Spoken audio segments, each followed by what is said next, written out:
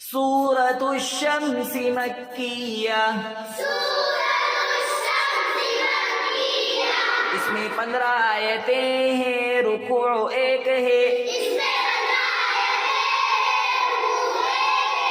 अऊज़ु बिल्लाहि मिनश शैतानिर रजीम,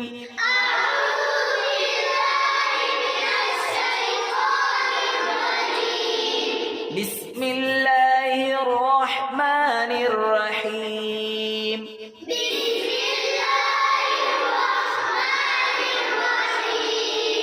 वश्शम्सि वदुहाहा, वल्क़मरि इज़ा तलाहा, वन्नहारि इज़ा जल्लाहा,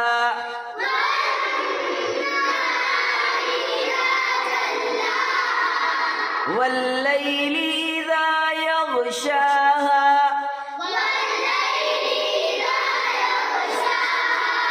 वस्समाइ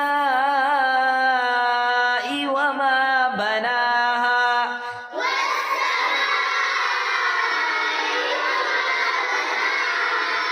والأرض وما طحاها،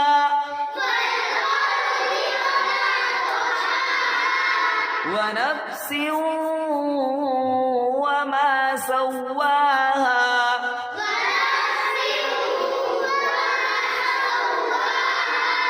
فألهمها فجورها وتقواها،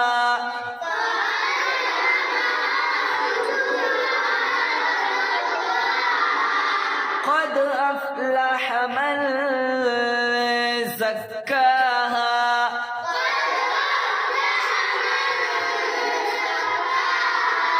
وقد خاب من دساها،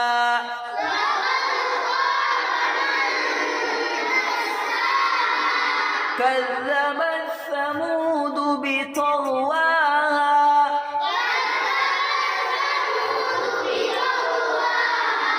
إذ انبعث أشقاها،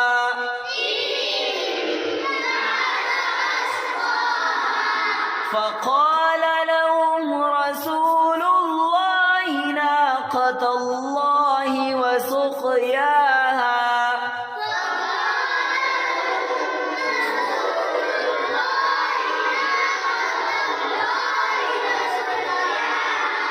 فكذبوه فعقروها،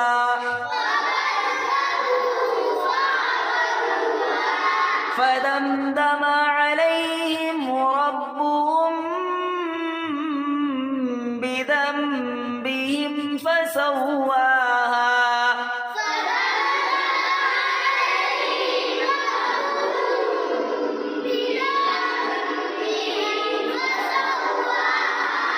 ولا يخاف عقباها.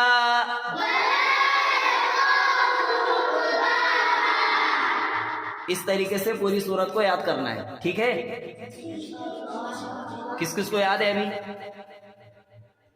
अली पढ़ बेटा थोड़ा सा।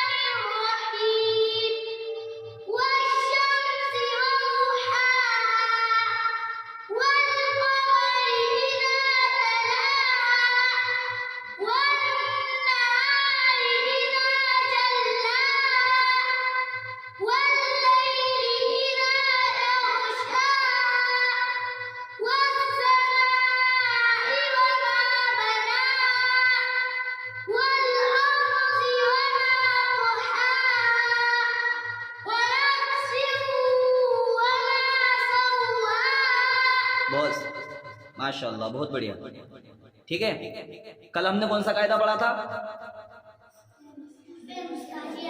कल हुरूफे कलकला, है ना। कितने थे हुरूफ कलकला? कौन कौन से? आज का कायदा कौन सा है हमारा? हुरूफ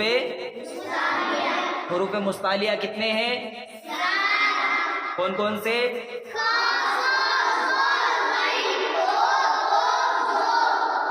हाँ, इनको किस तरीके से पढ़ना है? ये हमेशा। अच्छा, इनके अलावा कितने हर्फ हैं? इनको क्या कहते हैं? इनको पूर्ण पढ़ेंगे कि बारीक पढ़ेंगे? बारीक। इनके अलावा 3 हर्फ बचे, अलिफ, रा और अल्लाह का। ये कैसे पढ़े जाएंगे? ये कभी बारीक और कभी पूर्ण पढ़े जाएंगे। देखो आज का जो सबक है इसके अंदर हुरूफ मुस्तालिया के बहुत सारे हर्फ आए हैं, है ना। वशम्सी वज़ु हा, यहां पर कौन सा हर्फ आया है?